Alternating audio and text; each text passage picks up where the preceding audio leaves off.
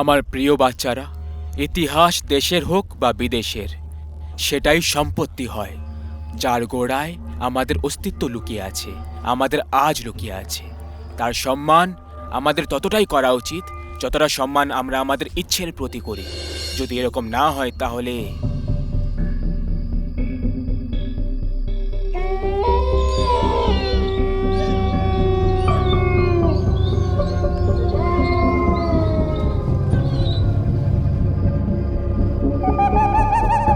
ভাই, জানি না কেন আমার মনে হচ্ছে যে আমাদের এই কেল্লায় যাওয়া উচিত না, খারাপ কিছু হয়ে যাবে। আরে ওই ভিতু, তুইও তো 3 পত্তি খেলার সময় শর্ত লাগিয়েছিলি যে তুই জিতলে আমাদের দুজনকে মাঝরাতেই কেল্লায় মদ খাওয়াবি। এখন জিতে গেছিস তো পার্টি দিতে তোর ফেটে যাচ্ছে। আরে ভাই, পার্টি দিতে মানা করছি না আমি, এই কেল্লায় যেতে মানা করছি।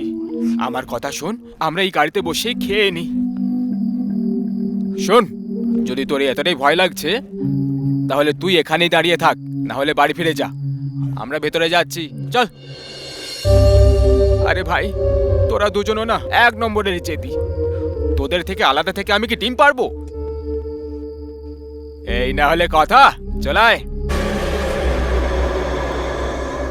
অমিতের ষষ্ঠ ইন্দ্রিয় ওকে সঠিক সংকেত দিয়ে দিয়েছিল, কিন্তু কথায় বলে না, যখন মৃত্যু আসার হয় তখন মানুষ চাইলে যতই চেষ্টা করুক 1 ইঞ্চিও দূরে থাকতে পারে না। আর ওরা 3 জন তার দিকে এগিয়ে গেল। কি দারুণ কেল্লা বাইরে! এটা দেখে তো প্রথমবার সরকারকে প্রণাম করার ইচ্ছে করছে। হ্যাঁ, কি মেনটেন করেছে ভাই, একটুও কোথাও নোংরা নেই। এখানে নোংরামি করা একেবারে নিষেধ। এখানে নোংরা করলে অভিশাপ দেওয়া হবে। তাহলে এটাই পরিষ্কারের আসল কারণ। কোনো ব্যাপার না, আমার কাছে কয়েকটা পলিব্যাগস আছে, আমরা আমাদের কোণা তাতে রেখে দেব। আরে ও, আমরা এখানে মজা করতে এসেছি, আর মজা ভদ্র হয়ে করা যায় না। যেটা হওয়ার সেটা হবেই। বাকি সরকারি চাকর আসবে সকালে, পরিষ্কার করে দেবে। চলো এবার মজা করা যাক। জীবনে একটা কথা কখনো ভুলবে না বাচ্চারা, যদি তুমি দেশকে স্বচ্ছ রাখতে চাও তাহলে তাতে শুধু সরকারেরই নয়, বরং দেশের প্রত্যেকটা নাগরিকের ভাগিদারি থাকে। যে নাগরিক এই ভাগিদারি থেকে বেঁচে পালায় তার দরকার না তো দেশের থাকে, না পৃথিবীর, আর না টুনাগড়ের কেল্লার। চিয়ার্স! হ্যাঁ রে ঢ্যামনা, চল এবার তুই ফেল তোর বোতল। না ভাই, তোরা দেখলে না বোর্ডে কি লেখা আছে? এখানে নোংরা ফেলা একেবারে নিষেধ। আমরা নোংরা ফেলবো না। আরে ভিতু একেবারে ভয় পায় কি এসেকে ধরে না ফেলে। ভিতু, এই আমি ভিতু নয় বুঝলি, কিন্তু ওই বোর্ড। আরে ঠিক আছে, এখন বোঝাতে হবে না, তুই ভিতু এটাই সত্যি। আমি ভিতু নই। তোরা দুজন বোতল ছুঁড়েছিলি তো, এই দেখ এবার আমি কি করি। আমি এইসব করতে পারি। এই দেখ, আরো দেখ, এইটা দেখ। ও অহংকারী মানুষ, তুই আর তোর বন্ধুরা মিলে এই কেল্লার নিয়মটাকে ভঙ্গ করেছিস। এখানে প্রত্যেক জায়গায় লেখা আছে যেখানে নোংরা ফেলা নিষেধ, তাহলে কেন করলি?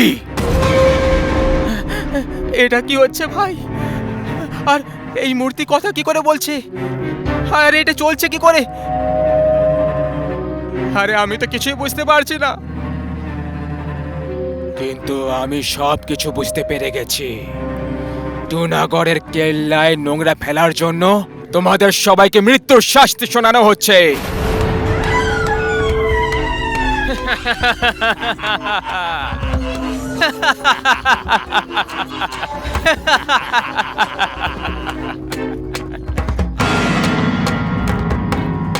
এইসব কি ফাজলামি হচ্ছে? তোরা দুজন মিলে এইসব করেছিস আমাকে ভয় দেখানোর জন্য। কেউ কিচ্ছু করেনি মূর্খ অহংকারী মানুষ, তোরা 3 জন করেছিস।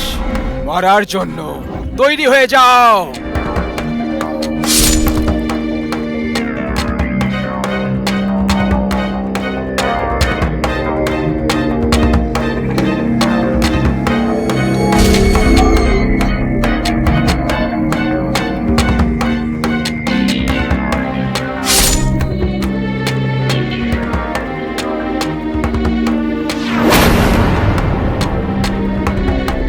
না না, আমাকে মৃত্যুর দণ্ড দিও না। আমি আমি মরবো না। আমি আমি পরিষ্কার করে দিয়েছি, সব পরিষ্কার করে দিয়েছি। না, এটা হতে পারে না।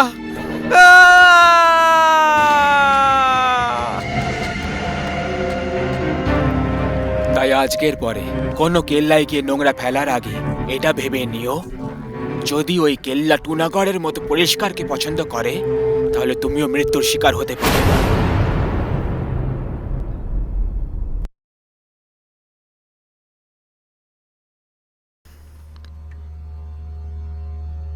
এই পৃথিবীতে প্রত্যেকটা জিনিস ভোগ করার জন্য তৈরি হয়েছে, কিন্তু কিছু জিনিসের সুখ ভোগার জন্য মানুষ এই ছোট শরীরে একটা বড় আকারের লোভ পুষে নেয়। তারা ভুলে যায় যে লোভ করলে কতটা ক্ষতি হতে পারে। লোভে পাপ, পাপে মৃত্যু। ভাই, চৌধুরীর সঙ্গে আমাদের কথা হয়েছিল, সে সরকারি সড়কের নকশা দেখিয়েছিল আমাদের। আরে কোনো কাজের কথা জানতে পারা গেছে নাকি সব ফুসকি বম বেরোলো? ফুসকি বম না ভাই, হাত গোলা বেরিয়েছে, তাও আবার অনেক বড় রকমের। সরকারি সড়ক, গ্রামের শেষ দিকে যে ওই দয়ানন্দ থাকে না, ওর জমি থেকে বেরোচ্ছে। আর এটাই নয় ভাই, তার জমির প্রায় 10 একর জমি ইন্ডাস্ট্রিয়াল করিডোরে আসবে বলছে। দয়ানন্দের নাতি তো শহরে থাকে, তাই না? হ্যাঁ ভাই। এর মানে যদি তার জমি এক্ষুনি কিনে নিই তাহলে আমরা গোটা জীবন আনন্দে কাটাতে পারবো। হ্যাঁ ভাই, একদম এটাই সত্যি। বলো তাহলে কি করতে হবে এবার? এটা তো এখন দয়ানন্দই বলতে পারবে যে এবার কি করতে হবে। দেখ বড়, তোর পা কবরে ঝুলছে, এই জন্যই বলছি এই জমির সম্পত্তি থেকে প্রেম ত্যাগ করে এই কাগজের উপরেও সই করে দে, নিজের জমি আমাদের নামে করে দে। আর যদি তোকে ভয় লেগে থাকে যে আমরা তোর থেকে ফ্রির জমি জায়গা নিচ্ছিলাম, তাহলে চিন্তা করিস না, তোর জমির যত টাকা হয় তার পাই পাই তুই পেয়ে যাবি। আর মৃত্যুর আগে অবধি আনন্দেই বাড়িতেই থাক, কেউ কিচ্ছু বলবে না তোকে। কৃষকের জন্য তার জমি মায়ের সমান হয়, আর মায়ের বোঝাপড়া করা হয় না। তোমরা এখন যেতে পারো, দরজা সামনে আছে। কাকা, বুড়ো হাড়গুলোকে যৌবন রক্তের মতো টকবক করা উচিত না, হাড় ভেঙে যাওয়ার ভয় থাকে। এখন নিজের ডায়লগ বাজি বন্ধ কর আর চুপচাপ সই করে দে। দাদা, আপনারা কাকার সাথে এভাবে কেন কথা বলছো? যদি কাকা জমি বিক্রি করতে না চায় তাহলে আমাদেরকে তার সিদ্ধান্তে রেসপেক্ট করা দরকার। আমার হিসেবে আমাদেরকে এখান থেকে চলে যাওয়া দরকার। ছোট, নিজের পরামর্শ নিজের কাছেই রাখ, শহরে জীবন কাটাতে কাজে লাগবে। আমরা এখানে জমিতে হাল চালিয়ে তোর শহরের খরচ পুরো করি না, আমরা সেগুলো কাজ করে আয় করি। সেই জন্য নিজের পরামর্শ নিজের কাছেই রাখ, সই তো এর বাপও করবে। আবে ও বুড়ো, করে দে জমি আমাদের নামে, না হলে তোর আঙুলের ছাপ নিয়ে আমরা তোকে তোরই জমিতে পুঁতে দেব। যেটা করার করে না, কিন্তু যাই হয়ে যাক না কেন আমি এই জমি বিক্রি করব না। মরে গেলে এইসব ছাতিতে নিয়ে যাবি নাকি? ছাতিতে যাক বা না যাক, কিন্তু মরার পরে এটা জেনে খুশি হব যে আমার জমি আমার ছাতিতে আছে। দাদা, দাদা এসব কি করছো তোমরা? মরে যাবে ও। আরে দাদা থামো, দাদা থামো, থামো দাদা। দাদা ছেড়ে দাও তাকে, এটা ভুল। ঠিক ভুলের পরিভাষা আমাদের সামনে চলে না ছোট, আমরা যা করি সেটাই সঠিক হয়। আর চিন্তা করিস না, আমরা একে মারতেই যাচ্ছি। তিনজন ভাইয়ের ওপরে তাদের লোভ মাথায় চড়ে নাচছিল। তাদের লোভের সামনে এখন মানুষের জীবনের কোনো দাম ছিল না, কিন্তু বুড়ো এখনো বেঁচে ছিল। তার চেহারায় মৃত্যুর আতঙ্কের জায়গায় হাসি ভাসছিল। এত বৃষ্টিতে ছাতার পেছনে নেত্রপাল বুড়োর আঙুল কেটে দিল আর সব কাগজপত্রে তার আঙুলের ছাপ নিয়ে নিল।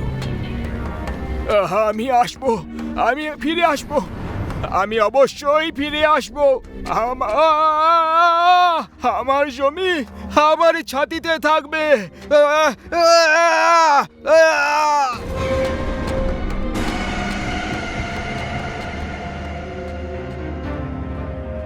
ভাই, আজ মদের প্রত্যেক গ্লাসের সঙ্গে দয়ানন্দের কথা মনে পড়ছিল।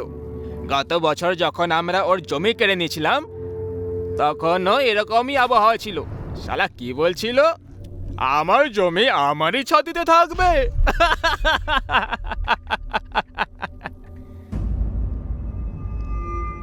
কাউকে মেরে দিয়ে তার আবার মজাও ওরাও।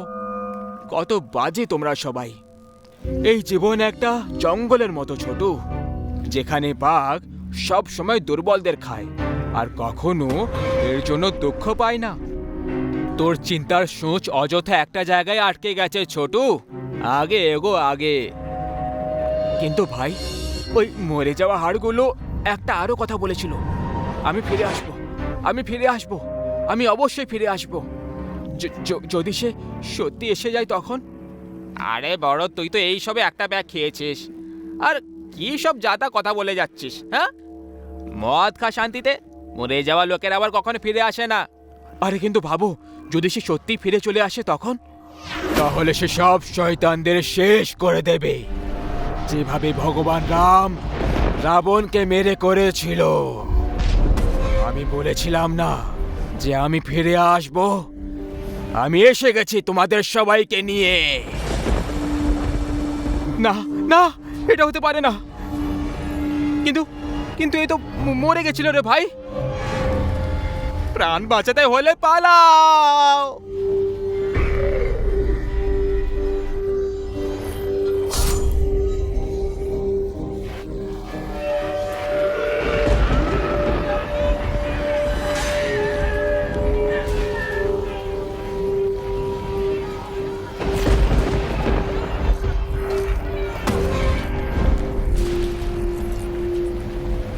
আমাকে আমাকে ক্ষমা করো কাকা, আমি ভুল করে ফেলেছি। আমি তোমাকে তোমার পুরো জমি ফিরিয়ে দেব। আমি আমি তোমাকে আরো 10 একর জমি দিয়ে দেব। শুধু আমাকে মেরো না। মৃত্যুকে সামনে দেখে তোর মতো সমস্ত লোভী মানুষ মৃত্যুকেও টাকা দিয়ে কেনার চেষ্টা করে। কিন্তু পাগলা, এই ডিলটা দেওয়ার আগে একবার এটা তো ভেবে নিতিস যে এই জমির এই মরে যাওয়ার লোকটা এখন এটা নিয়ে কি করবে। বল, কি করবে?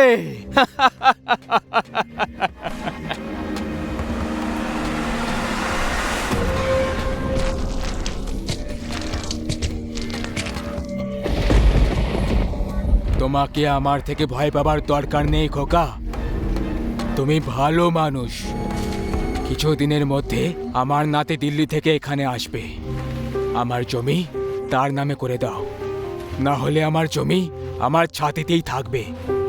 বুঝতে পারছো তো? দরকারের চেয়ে বেশি পাওয়ার ইচ্ছে লোভকে জন্ম দেয়, আর লোভ শয়তানকে, আর শয়তানের সর্বনাশ অনেক আগে থেকেই নিশ্চিত থাকে।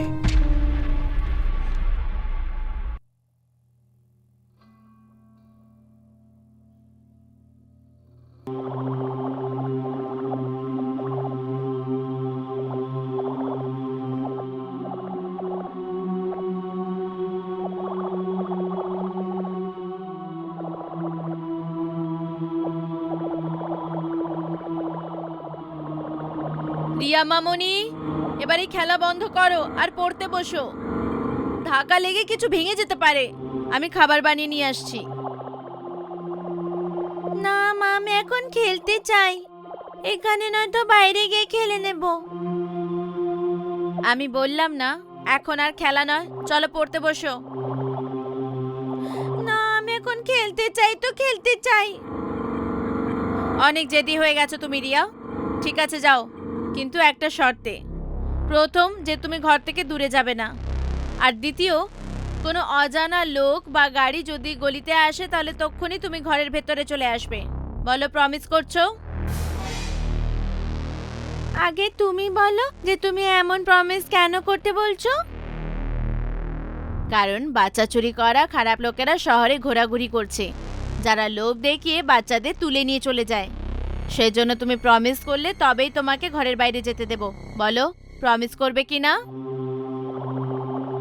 প্রমিস।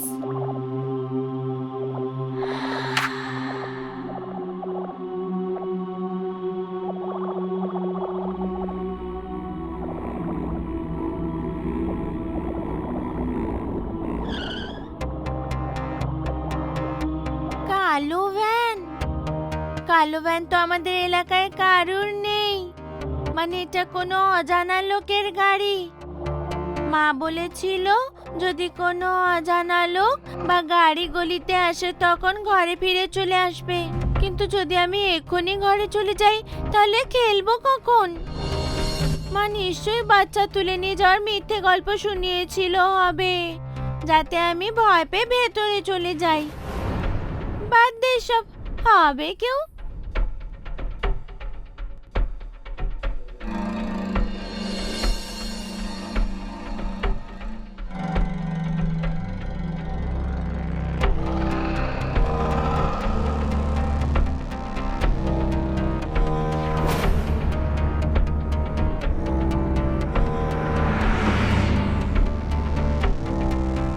কি মনে হয় তোর, কত পাওয়া যাবে এই মেয়েটার বদলে?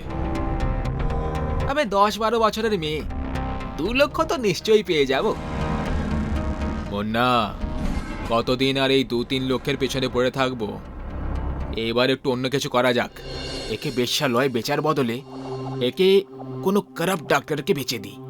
কিডনি, চোখ, কান, লিভার মিলিয়ে অন্তত 10 লক্ষ তো সহজেই পাওয়া যায়। তুই কি করে জানলি? গত মাসে জেলে খোঁড়া গ্যাংয়ের লোককে মনে আছে? আব্দুল, সেই বলেছিল। কিন্তু কারাপ্ট ডাক্তারকে কোথায় খুঁজবো? তার সাথেই কথা বলবো, জোগাড় সেট করার জন্য 2 লক্ষ দিয়ে দেব।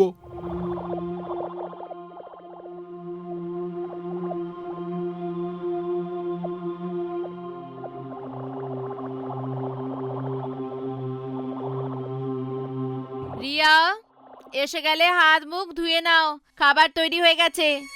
এই মেয়েটাও না, পড়াশোনায় একটু মন নেই, সব সময় খেলা আর খেলা।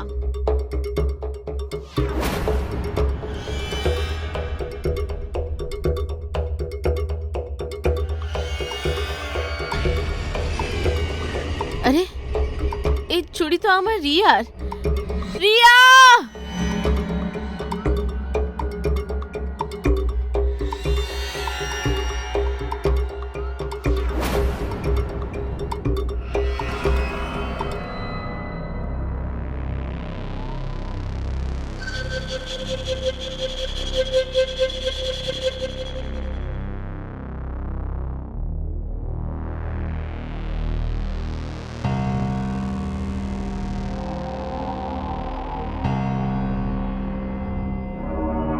গাড়ি থামা, পেটটা হালকা করতে হবে।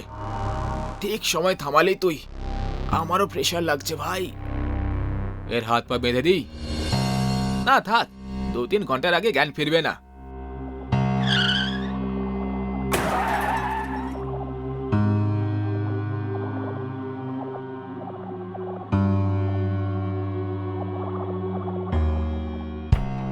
আরে ও পালিয়ে যাচ্ছে, ধর ওকে।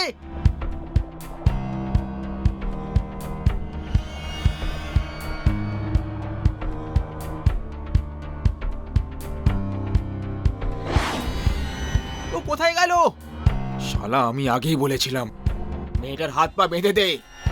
আরে তুই বেঁধে দিতিস, জিজ্ঞেস করলি কেন? আওয়াজ করলে ওরা জানতে পেরে যাবে। মনে হয় আমাদের বুদ্ধ বানিয়ে গেল বাচ্চাটা। যে ক্ষতিটা হলো সেটার এখন কি করব?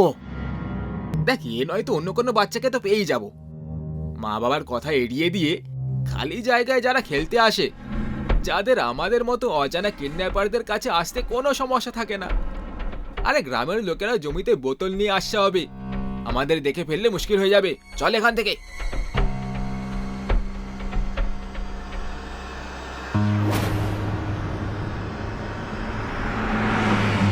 তুমি ঠিক আছো? আমি ঠিক আছি, কিন্তু তুমি কে? আমার নাম সোনু, তোমার নাম রিয়া, তাই না? তুমি কি করে জানলে? কারণ তোমার আর আমার মধ্যে একটা পার্থক্য আছে। কেমন পার্থক্য? এটাই যে তুমি কিডন্যাপারদের হাত থেকে জানতু বেঁচেছো, কিন্তু আমি বাঁচতে পারিনি।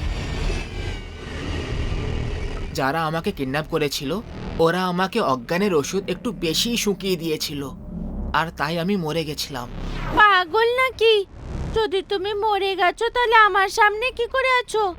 আমি জানি যারা মরে যায় তারা জীবন্ত লোকের সাথে দেখা করতে পারে না। যারা মুক্তি পায় না সেই মৃতরা সামনে থেকে দেখা দেয়। আচ্ছা, তোমাকে কোথা থেকে কিডন্যাপ করেছিল?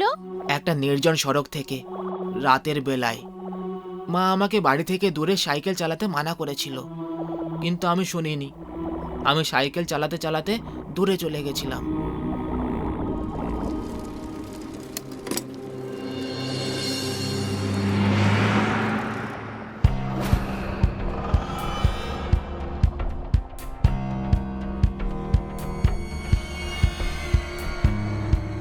ভাই, বাচ্চা তো নিঃশ্বাসই নিচ্ছে না, এ তো মরে গেছে। শালা, তুই এইবারে অজ্ঞানের ওষুধ মিশিয়ে দিয়েছিলি হবে। এই মাসে 3 বার তুই একই ভুল করেছিস। এভাবেই চলতে থাকলে আমাদের ব্যবসা বন্ধ হয়ে যাবে একদিন। ফেলে দে ওকে বাইরে, আর সাইকেলটাও ফেলে দে।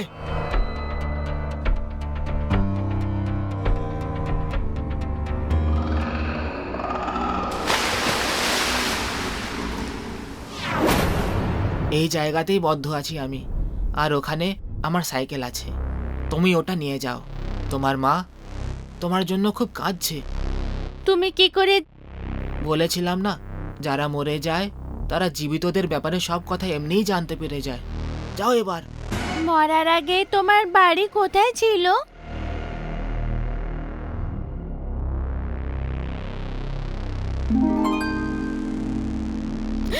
কোথায় চলে গেল আমার মেয়ে? মা, রিয়া, তোকে কোথায় কোথায় খুঁজিনি আমি। সরি মা, এখন থেকে আমি তোমার সব কথা শুনবো আর তোমার শিক্ষা মেনে চলবো। ঠিক আছে রিয়া, ঠিক আছে, কিন্তু তুই কোথায় চলে গেছিলি?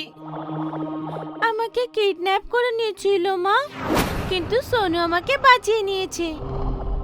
সোনু কে রিয়া? আপনি কে? আন্টি, আমি জানি সোনু কোথায় আছে।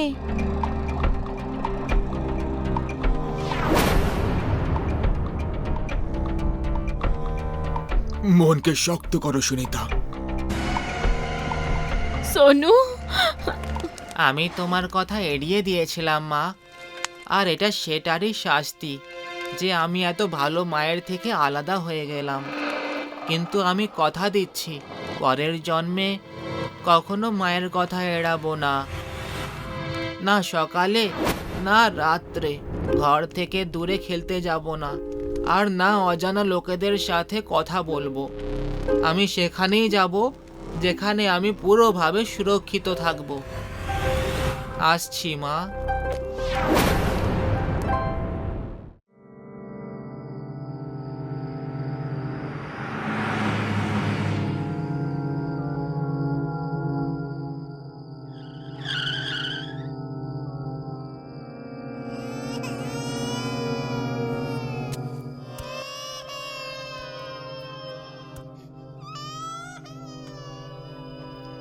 এই কান্নার আওয়াজটা কিসের?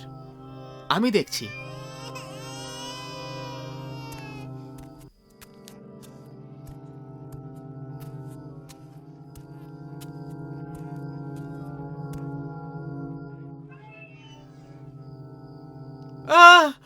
কি হয়েছে হরিরাম?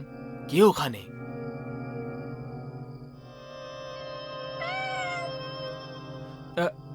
না দাদা, এখানে কেউই নেই। মনে হয় কেউ মজা করছিল, কেউ ইয়ার্কি করছিল, হয়তো পালিয়ে গেছে।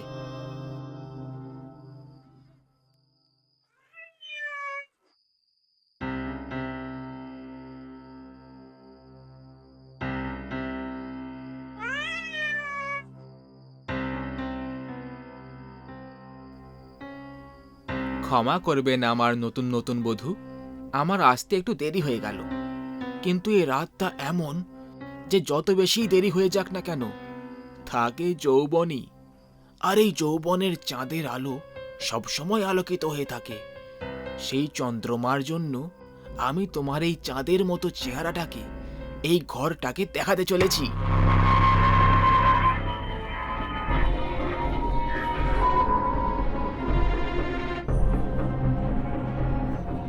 আর কত গিলবে?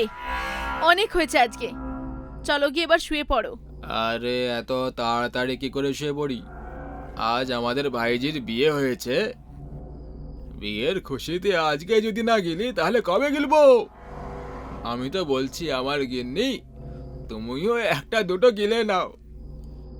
বাহ বাহ, নিজে তো ডুবে যাচ্ছ আর আমাকেও নিয়ে ডুবতে চাইছো? আরে গিন্নি, এতে ডুবতে নয়, এতে সাঁতার কাটতে হবে আমার ফুলকুমারী। একবার খেয়ে তো দেখ। ভাগাড়ে যাও, তোমার এই মদ আর তুমি। আমি গেলাম শুতে।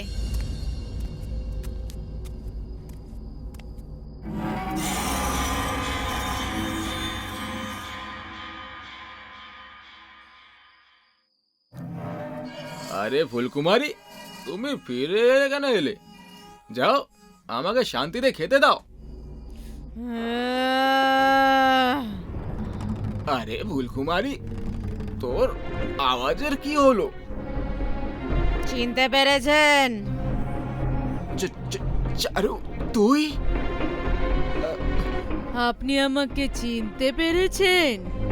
আমি তো ভেবেছিলাম আপনি আমাকে চিনতেই পারবেন না।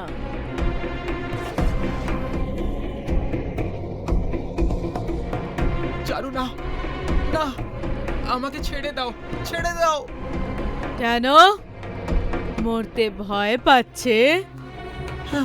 হ্যাঁ চারু, আমার মরতে খুব ভয় লাগে। ঠিক আছে, তাহলে আমি আপনাকে ছেড়ে দিচ্ছি, কিন্তু আপনার কাছে একটা অনুরোধ আছে। নিচে পড়ে মরে যান।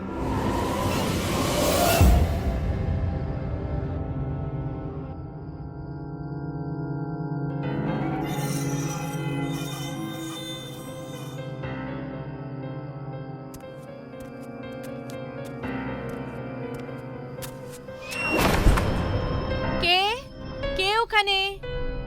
আরে অঞ্জলি, তুমি তুমি এখানে কি করছো? কিছু চাই নাকি? আপনার প্রাণ চাই। কি চাই? কি চাই?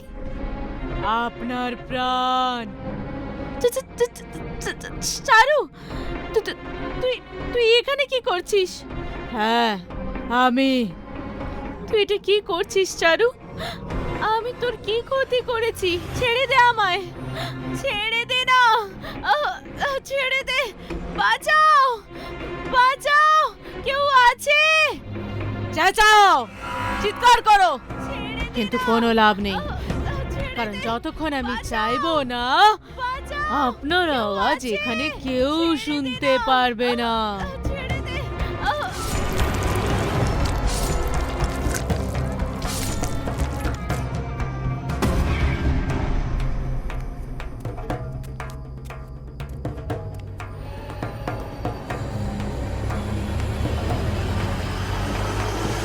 চারু, আরে আপনি তো আমাকে চিনে ফেললেন।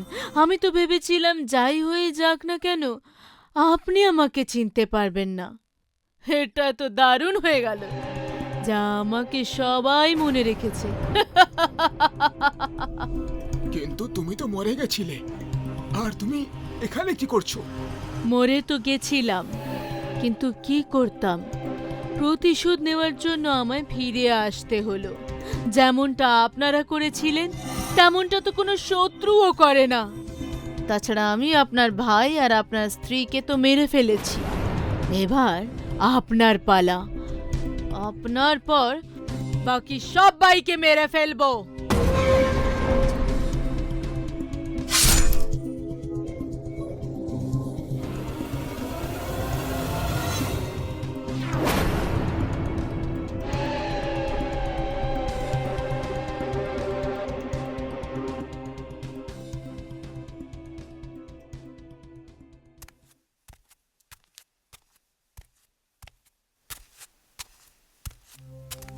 আরে খোকা, বাথরুম পরে যাবি, আগে আমার কথা শোন। কি হয়েছে মা, তুমি কাঁদছো কেন? তুই আগে এদিকে তো আয়। খোকা, অনেক বড় একটা অনর্থ হয়ে গেছে। কেমন অনর্থ মা? যে অঞ্জলির সাথে তোর বিয়ে হয়েছে, ওর ওপরে চারুর আত্মা কবজা করে নিয়েছে। এটা কি বলছো মা? পাগল হয়ে গেছো নাকি?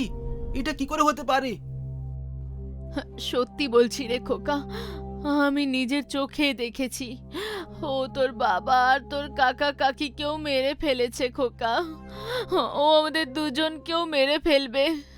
তোর তোর বিশ্বাস হচ্ছে না তাই না? চল চল গিয়ে রান্নাঘরে দেখে নে। এই দেখ দেখ কত নির্দয়ীভাবে মেরেছে ও তোর বাবাকে। হ্যাঁ খোকা, আমি সত্যি বলছি, তোর কাকার লাশ বাইরে পড়ে আছে, কাকির তার ঘরে।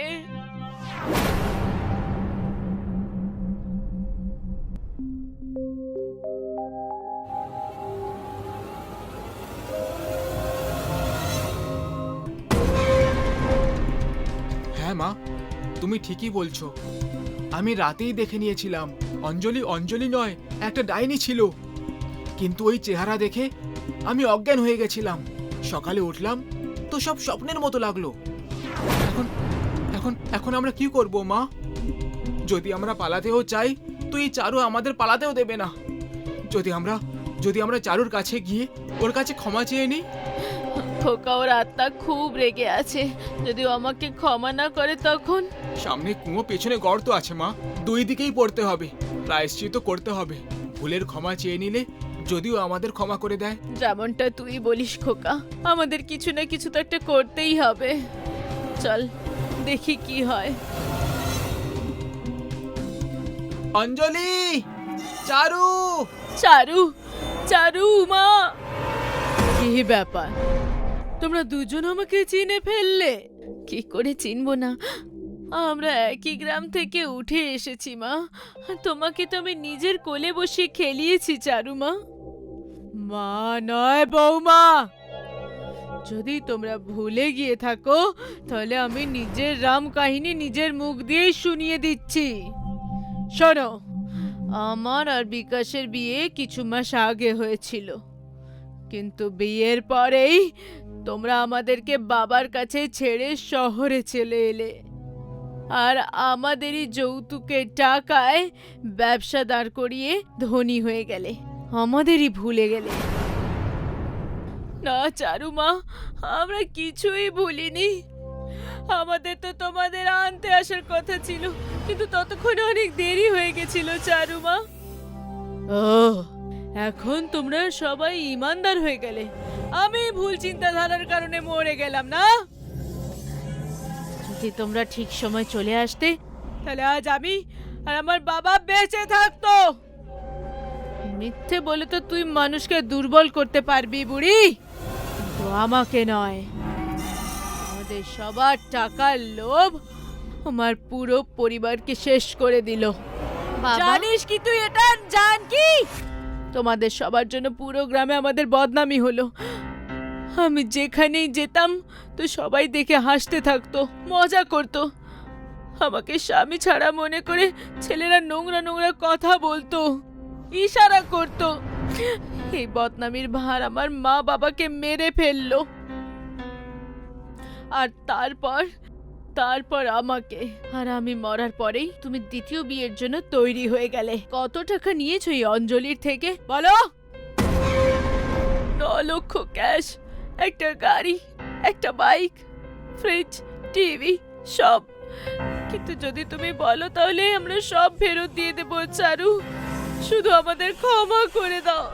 আমি ভেবে দেখিনি যে এমন কিছু হয়ে যাবে। ক্ষমা করে দাও আমাকে। চারু, আমি মানছি যে আমরা ভুল করেছি, আমরা নিজেদের ভুলের জন্য লজ্জিত। প্লিজ আমাদের ক্ষমা করে দাও, অঞ্জলির শরীর ছেড়ে দাও। এত সহজে কি করে ছেড়ে দেব? যতক্ষণ আমার প্রতিশোধ পুরো না হয় আমি মুক্তি পাবো না।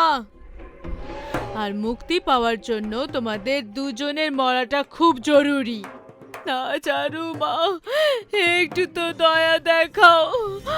আমি তোমার শাশুড়ি, আর শাশুড়ি মা সমান হয়। এরকম মা আমার দরকার নেই।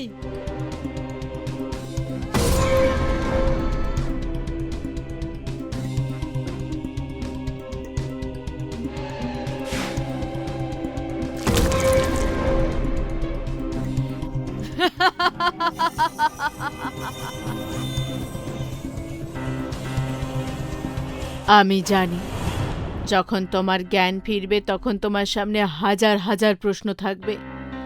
হয়তো হয়তো তুমি সেই সব প্রশ্নের উত্তর আমার এই ডায়েরি থেকে পেয়ে যাবে।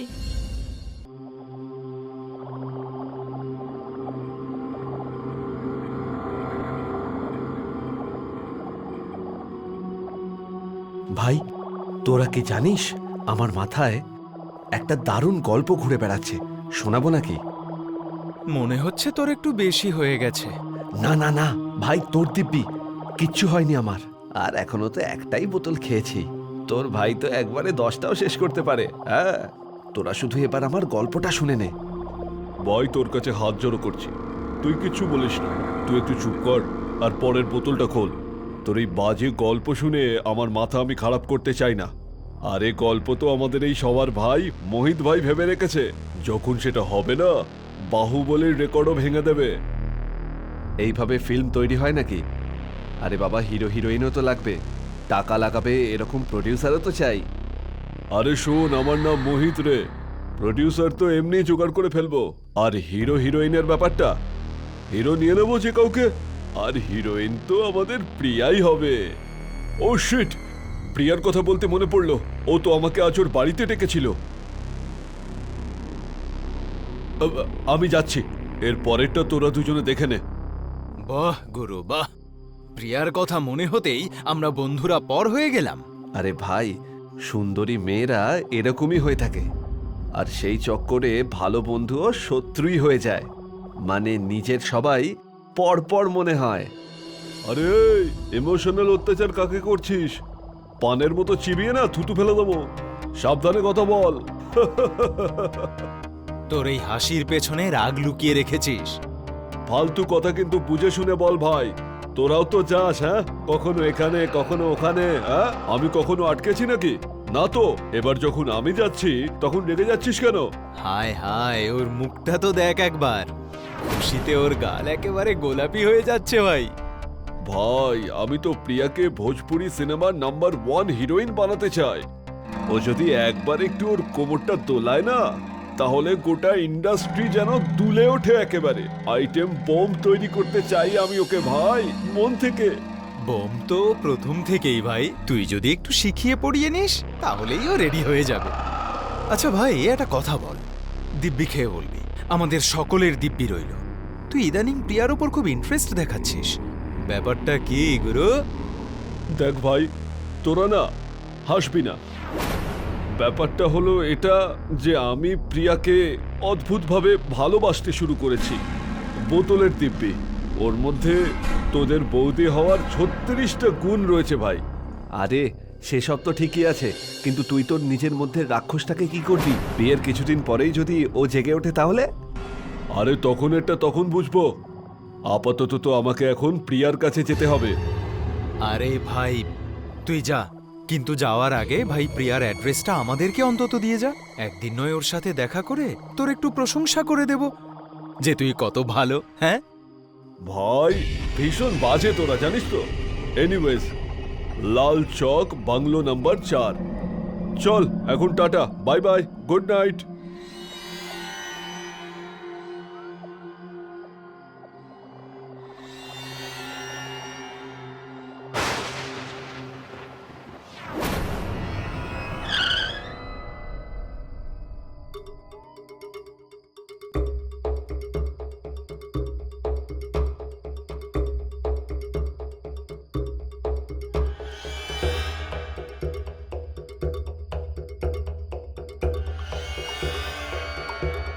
কি ব্যাপার, হ্যাঁ? পুরো ফুলসজ্জার মতো সবকিছু সাজিয়ে রেখেছে তো প্রিয়া। প্রিয়া, প্রিয়া, কোথায় তুমি প্রিয়া? আমি এখানে মোহিত, আর অনেকক্ষণ ধরে আমি তোমার জন্যই অপেক্ষা করছি।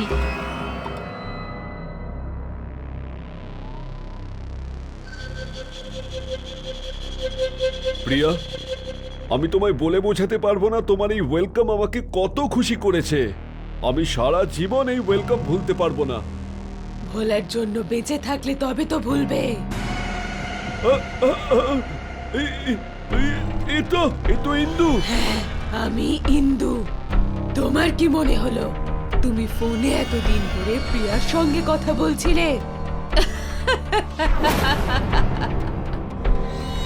ফোনের মধ্যে প্রিয়া নয়, আমি ছিলাম।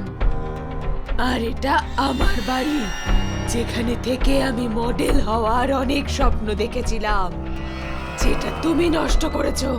এবার আমি তোমায় নষ্ট করব। আমি শেষ করব তোমায়।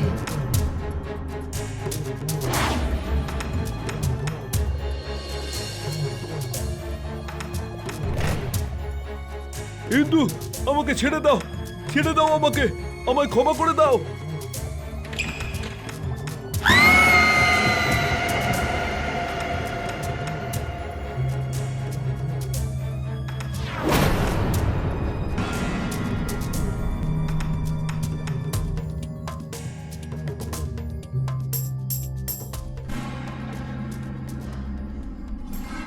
হ্যাঁ প্রিয়া, শুভম, আমি কাল রাত থেকে মোহিতকে কল করছি। ওকে আমি বাড়িতে ডেকেছিলাম, একটা জরুরি কথা বলার ছিল, কিন্তু ওকে তো ফোনেই পাচ্ছি না। কোথায় আছে ও? এটা কিভাবে সম্ভব? কাল রাতে তো ও তোমার বাড়িতেই গিয়েছিল। তোমার কাছে যদি না যায় তাহলে ও কোথায় গেল? ঠিক আছে, আমি খবর নিয়ে তোমায় ফোন করছি। বাই।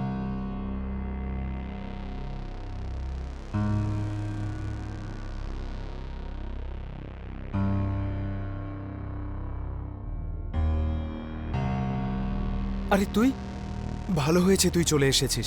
আমি তোকেই ফোন করতে যাচ্ছিলাম। আরে এক্ষুনি প্রিয়া ফোন করেছিল ভাই। ও বলল যে কালকে রাতে মোহিত নাকি ওর বাড়িতে যায়নি, আর এখন ওর ফোনও নট রিচেবল। আমি মোহিতের ব্যাপারেই তোর কাছে বলতে এসেছি। মোহিতের লাশ শহরের বাইরে জঙ্গলে পাওয়া গেছে। হ্যাঁ, পাগল হয়ে গেছিস নাকি?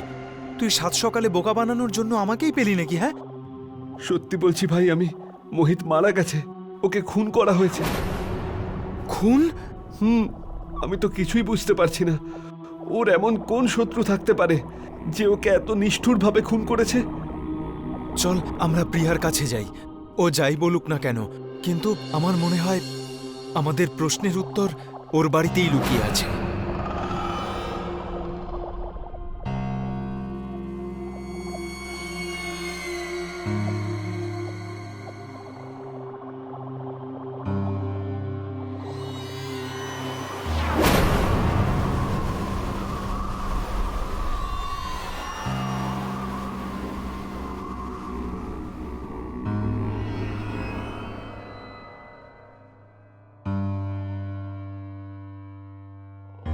ভাই, প্রিয়া এরকম একটা পোড়ো বাড়িতে থাকে নাকি? জানি না ভাই, আমি তো কিছুই বুঝতে পারছি না। শুভম, এই এই ওর ফটো এখানে কি করছে? কার ফটো? আরে ওর ফটো। এটা তো ইন্দুর ফটো, কিন্তু ইন্দুর ফটো প্রিয়ার বাড়িতে কিভাবে এলো? আর প্রিয়াই বা কোথায়? আমি প্রিয়াকে ফোন করছি। হ্যালো প্রিয়া, আমরা তোমার বাড়িতে আছি, তুমি কোথায়? প্রিয়া, এই বাংলো নাম্বার 4 তোমার নয়? না, আমার বাংলোর নম্বর তো 8। কিন্তু মোহিত তো তোমার এই অ্যাড্রেসের কথাই বলেছিল। ঠিক আছে ছাড়ো, তুমি এখন তাড়াতাড়ি বাংলো নাম্বার 4-এ চলে এসো। আরে কিন্তু আমার অডিশন আছে তো, কেটে দিল। 4 নম্বর বাংলোতে এমন কি আছে যে আমাকে ওখানে ডাকছে? আর এই মোহিতকে ফোনেও তো পাচ্ছি না। কি বললো কি ও? ভাই, কোনো বড় একটা গোলমাল হয়ে গেছে। প্রিয়া তো বলছে যে ওর বাংলোর নাম্বার হলো 8, এটা ওর বাংলো নয়। এটা কিভাবে সম্ভব? Hello guys. থ্যাংক গড তুমি এসেছো। হ্যাঁ, এসে গেছি। কিন্তু তোমাকে এত চিন্তিত কেন দেখাচ্ছে? মনে হচ্ছে যেন তুমি সাক্ষাৎ মৃত্যুকে সামনে দেখছো। ওসব ছাড়ো, শুধু আমাকে এটা বলো, তুমি কি ওই মেয়েটাকে চেনো? এটা এটা আবার কে? আর তোমরা দুজন এখানে কি করছো? কোনো নতুন শুট প্ল্যান করছো বুঝি? না প্রিয়া, আমরা কোনো শুটিং এর প্ল্যান করছি না। শুট প্ল্যান করছো না তাহলে তোমরা এখানে কি করছো? আচ্ছা ছাড়ো, মোহিত কোথায় আছে? ও মারা গেছে। এটা কি ধরনের মজা? এটাই সত্যি প্রিয়া, মোহিত সত্যিই নেই আর মারা যাওয়ার আগে তোমার সাথে দেখা করতে ও এই বাড়িতে এসেছিল। না, এটা হতে পারে না। যা হতে পারে না সেটাই হয়েছে প্রিয়া। না, এটা মিথ্যে। মোহিত মারা যেতে পারে না। আমরা তো বিয়ের প্ল্যান করছিলাম।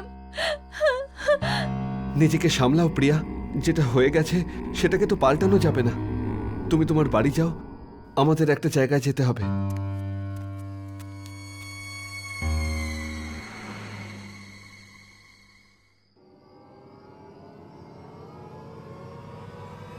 ভাই, এটা তো সেই জায়গাটাই যেখানে আমরা। আমাকে খুন করে পুঁতে দিয়েছিল। ইন্দু? ইন্দু? হ্যাঁ, আমি 6 মাস আগে নিজের গ্রাম থেকে হিরোইন হব বলে সেই স্বপ্ন নিয়ে এখানে এসেছিলাম, কিন্তু তোমাদের মতো শয়তানেরা আমাকে ঠকিয়েছো। আমার স্বপ্নের সঙ্গে সঙ্গে আমার সম্মানও লুট করে আমায় খুন করেছো।